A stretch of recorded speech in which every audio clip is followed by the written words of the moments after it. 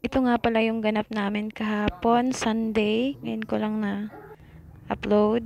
Kasi ngayon lang ako nakapag-edit ng video. So, Bisaya, gid ko, sa totoo lang.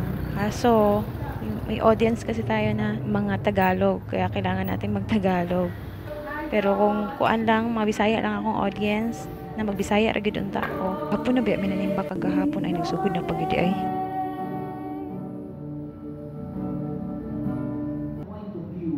God through the Lord Jesus Christ. And even nation tungod kay limited. So, switch Tagalog na ulit tayo. Ito, saka pa lang kami manananghalian ng anak ko kasi kanina hindi kami kumakain.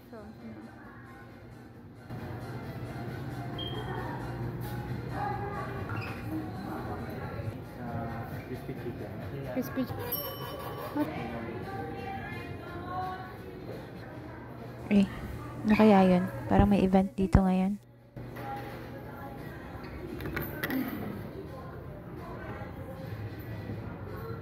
Thank you. Ayan, pang breakfast yung in-order ko. Masarap kasi yan. Best seller yan dito eh.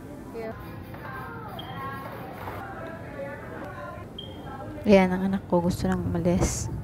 May agenda kasi ito ngayon. Gusto niyang maghanap ng baggy pants. Kaya gusto niyang mag-ukay. Sabi ko, wala akong pang budget ng baggy pants. Sabi niya, ukay na lang daw siya. Ayan. Maghanap kami ngayon. Kaya samahan niyo kami maghanap. No? Tingnan natin kung ilang years kami tatapos nito ngayon. Go inside.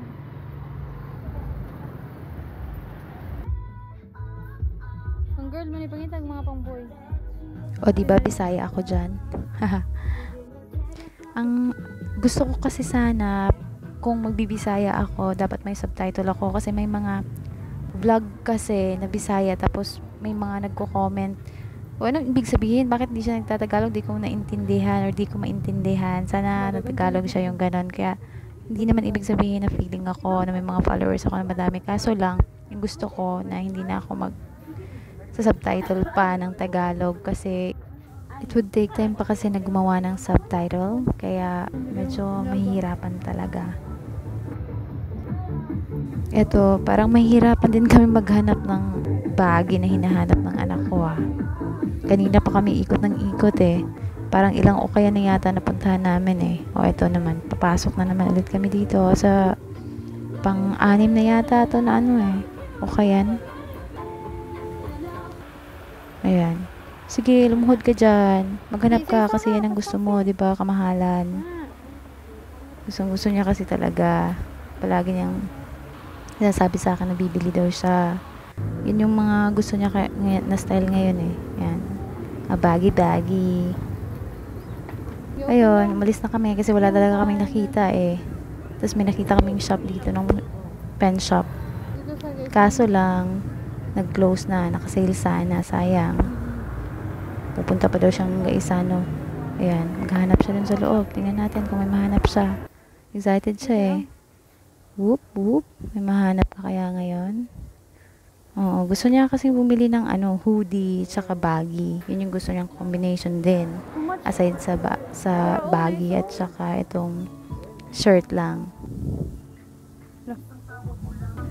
Sige, malapit na mag-close yung mall eh. Tingnan natin kung may mahanap siya.